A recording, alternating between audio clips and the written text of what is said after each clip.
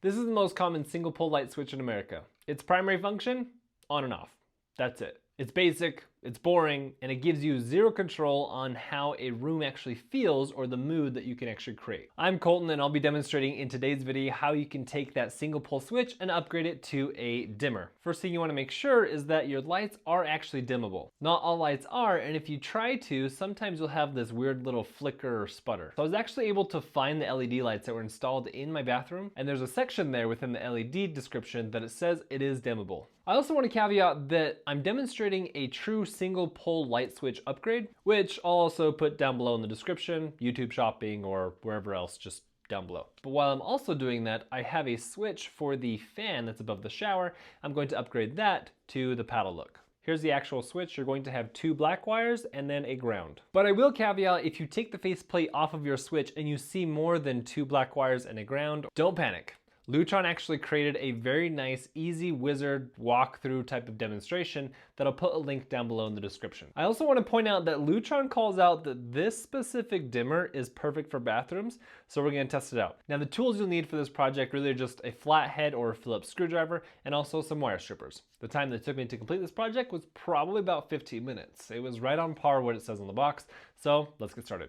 Here's a light switch that I want to add a dimmer. I turn it on so that I can go down to the breaker box, open it up, and then flip the breaker. So then when I go upstairs, I know that for sure it's off. Turn on some backup power lights for this video, remove these screws, and remove the faceplate. It's always a good idea to test with a voltage tester, pen, multimeter type of situation. A pen is okay, a multimeter is best. I was getting some either really low volts or some phantom volts coming through, so I knew I turned off the power, and I've been shocked by light switches and outlets before. Not the most enjoyable, but it is tolerable. And because I saw the light flip off when I flipped the breaker, I was confident there was no power. Remove the screws that are holding the light switches, and I'm actually going to replace both of these switches. One is for the fan, and I'm going to turn that into a paddle switch, and the other is for the actual dimmer. And I just snipped all of the wires from the switches because I tossed the switches and then just re-stripped the wires. I like to also keep the orientation of the wires, so the top one's to the top and the bottom one's to the bottom. And then remove your ground, and then I went back and I snipped the other wires from the other switch, and then I stripped everything, about 3/4 of an inch. And you'll see these gold screws, technically they're brass,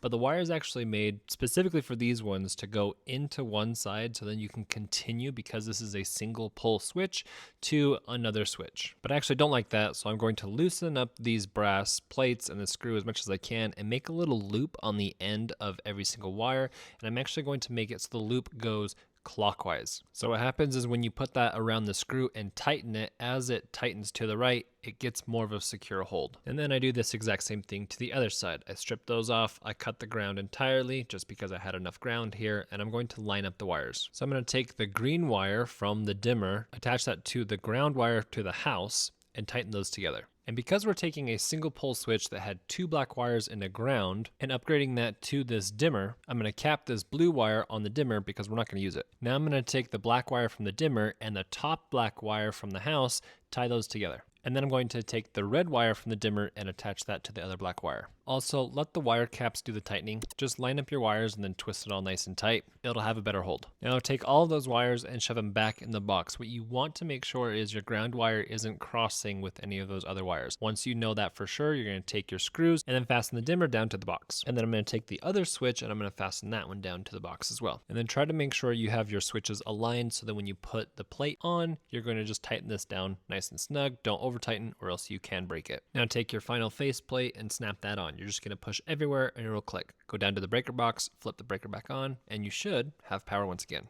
And make sure that the light switches operate and function as you expected. The dimmer that I just installed to the left here has this little dial that you can go max power, mid power, low power, or anywhere in between, and you'll be able to see that here. And for whatever reason, I turned the bathroom fan upside down. So when I turned it to the on position, it was off, and when it was off, it was on. So I removed all of the face plates. I then took the switch, loosened the screws, flipped it around, and then tightened everything back. I didn't turn off the power. I was just really careful. And everything ended up working out great. This dimmer functions as you expect a normal dimmer would. There are some dimmers out there that have a little twist knob. There's some that just have a buttons and it clicks. The slider is actually really nice. And the light feature as well to show you where the actual slider is on the switch is also a nice touch. And now you're done. I installed the dimmer for the lights and then replaced my fan light with a paddle that also lights up. There is a night mode to this.